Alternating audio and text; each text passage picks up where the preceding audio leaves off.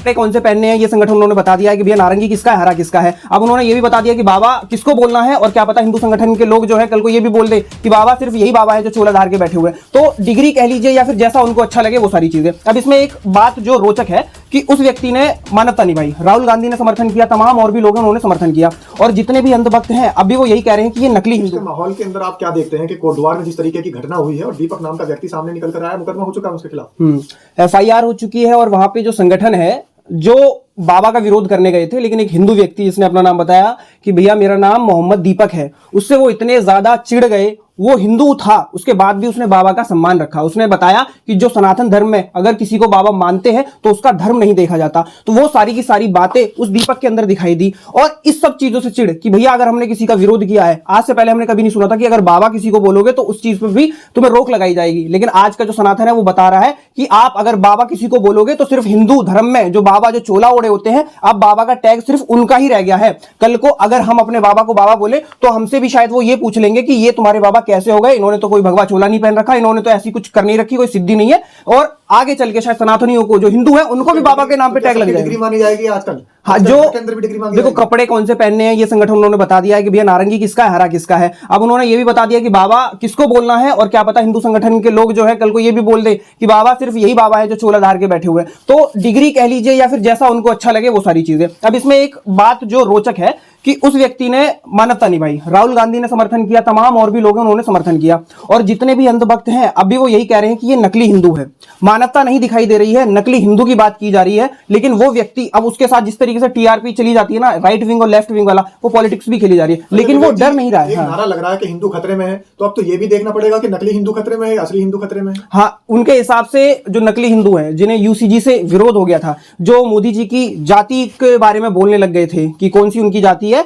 और इस तरीके से कब्र खुदेगी, इस तरीके से जो नारे लगाते हैं उनको चिढ़ है। एक वर्ग जो अपने आप को सर्वश्रेष्ठ समझता है, अगर उससे नीचे कास्ट में कोई व्यक्ति आता है तो उसका विरोध भी किया जाएगा, उसको समझाया भी जाएगा, उस पर FIR भी हो जाएगी। और कमाल की बात यह है, हुड़दंगी करने, दुकान का नाम चेंज करवाने एक संगठन आता है और FIR उस पर होती है जो उस चीज के बारे में फैसला करता है कि आप इस तरीके से नहीं बोल सकते हो। तमाम वीडियो वायरल है, उसी पर आरोप लग जाता है। तो आप समझ सकते हो जो सच में सनातन को बचाना चाहता है, भाईचारे को निभाना चाहता है, सिर्फ उसके लिए दिक्कत है। और नकली हिंदू जितने भी हैं ना उन पे कोई कार्रवाई होगी। अगर वो कुछ गलत बोल भी देंगे, प्रधानमंत्री के बारे में गलत बोल देंगे या किसी नेता के बारे में भी गलत बोल देंगे, तो उस पर ना कोई FIR होगी ना कोई बातचीत होगी। तो आप समझ सकते हो कौन से नकली हिंदू कौन से असली हिंदू। उत्तराखंड में मामला गरमा रहा है, लेकिन उत्तराखंड में जिन लोगों पर मुकदमे होना चाहिए थे अंकिता भंडारी केस के वालों के ऊपर, वो तो हुए नहीं, दूसरे लोगों पर मुकदमे तुरंत हो जाते हैं। मैं एक चीज देख रहा हूं, देवभूमि लास्ट 2 ईयर से काफी ज्यादा कुछ ना कुछ नया वहां पे हो ही जा रहा है, और वहां के जो इस समय पे मुख्यमंत्री हैं वो भी कुछ ज्यादा टिप्पणी नहीं करते। जिस तरीके से हेमंत विश्व शर्मा अपनी पॉलिटिक्स करते हैं, वैसी गिनी चुनी पॉलिटिक्स अब उत्तराखंड में भी होती है। ऐसे ही मुसलमानों वाले एंगल लेके आते हैं। जब मेन मुद्दे को छुपाना हो, अंकिता भंडारी जैसे मुद्दे को दबाना हो, तो शायद इस तरीके से एक्टिव कर दे अपने लोगों को, और कोई और जो मुद्दा इतना बड़ा ना बन सके उसको बड़ा बना करके मीडिया भी दिखाए, सोशल मीडिया भी दिखाए, और मेन मुद्दा छुप जाए। ये भी एक मकसद है। तो मुसलमानों से आखिर चिढ़ क्या है इन लोगों को? चिढ़ यही है कि अगर मुसलमानों की बात नहीं होगी, मुसलमान दिखाई नहीं देंगे, तो भारतीय जनता पार्टी का जो वोटर है वो कैसे समझेगा कि हमें किससे खतरा है। उन्हें कैसे पता चलेगा कि हाँ हम सच में खतरे में है या नहीं खतरे में है, क्योंकि भाजपा ने इस समय पर अपनी ये चीज सेट कर ली है कि जब मेन मुद्दा छुपाना हो और इस तरीके का एंगल लेके आ जाओ।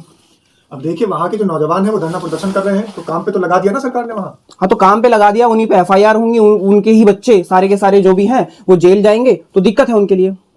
अच्छा विवेक, एक और सवाल है, जिस तरीके से हिंदू धर्म के लोग बार बार वहां पर सनातन धर्म के नाम से, बजरंग दल के नाम से उतर रहे हैं, तो क्या इन दलों का समर्थन करना चाहिए? इन दलों का समर्थन करना आप इस तरीके से समझ लीजिए अपना जीवन खराब करना। अगर इन दलों में जाओगे आप, साल 2 साल नफरत पाल के अंदर बैठ जाओगे अपने, जो आपको आपका पड़ोसी होगा, जो आपको आपका खाना पीना राशन सब पहुंचा रहा है, चाहे वो डिलीवरी बॉय हो, कुछ भी हो, उसका नाम देखकर आप लोगों को जज करने लग जाओगे। तो ये जो भाईचारा इतनी जल्दी इस देश से खत्म हो रहा है, उसमें ये तमाम संगठन लगे पड़े हैं, और हमें इस चीज को बचाने की बहुत जरूरत है।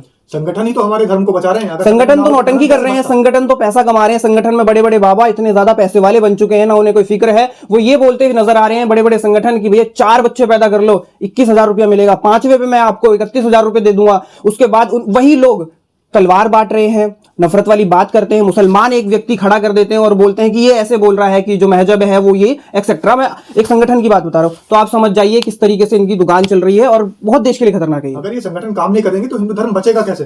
भविष्य में तो खत्म हो जाएगा। हिंदू तो बचे रहेंगे, अगर ये लोग इस तरीके से काम नहीं करेंगे तो इनका जो घर है ना वो शायद सही से नहीं चल पाएगा, इसलिए बार बार एक्टिव करते हैं। और कहीं ना कहीं सरकार जो है वो इनका साथ दे रही है। जब ये हिंदू चोला पहन करके कुछ भी गलत एक्टिविटी कर देते हैं तो शासन और प्रशासन कहीं ना कहीं पीछे बैकवर्ड दिखाई देता है। सकता है।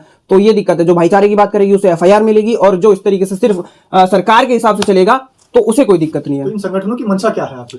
संगठनों की मंशा है सरकार को फायदा पहुंचाना। बिना सरकार के चाहे देश कोई भी देश हो, कोई संगठन नहीं चल सकता। और ऐसा संगठन जो हर तीसरे चौथे दिन कहीं तलवार लहराएगा, कहीं किसी की दुकान बंद करवाएगा, नाम देख देख कर कि तुम्हें ये नाम लगाना है, तुम्हें नहीं लगाना है, और छोटी और बड़ी दुकानें देख करके ये सारी चीजें फैलाएगा, तो ये संगठन अपने उसमें लगे पड़े। सरकार की मदद करना इनका मकसद। अच्छा विवेक, जिस तरीके से आप भी हिंदू धर्म से ही हैं, तो क्या हिंदू लोग सारे इसको चंदा देते हैं इन संगठनों को? आपने भी चंदा दिया कभी? चंदा देते नहीं है, वो तो ले आते हैं, भगवान का नाम लेते हैं, आएंगे तुम्हारे दर पे कि भैया ये काम करवा रहे हैं, इतना इतना चाहिए। और हिंदू शायद धर्म के लिए काफी ज्यादा इमोशनल होता है। वो अपना मतलब जो भी है कि मेरा हिस्सा जा रहा है, लेकिन ये कहाँ उपयोग हो रहा है उसे ये भी बहुत जानने की जरूरत है।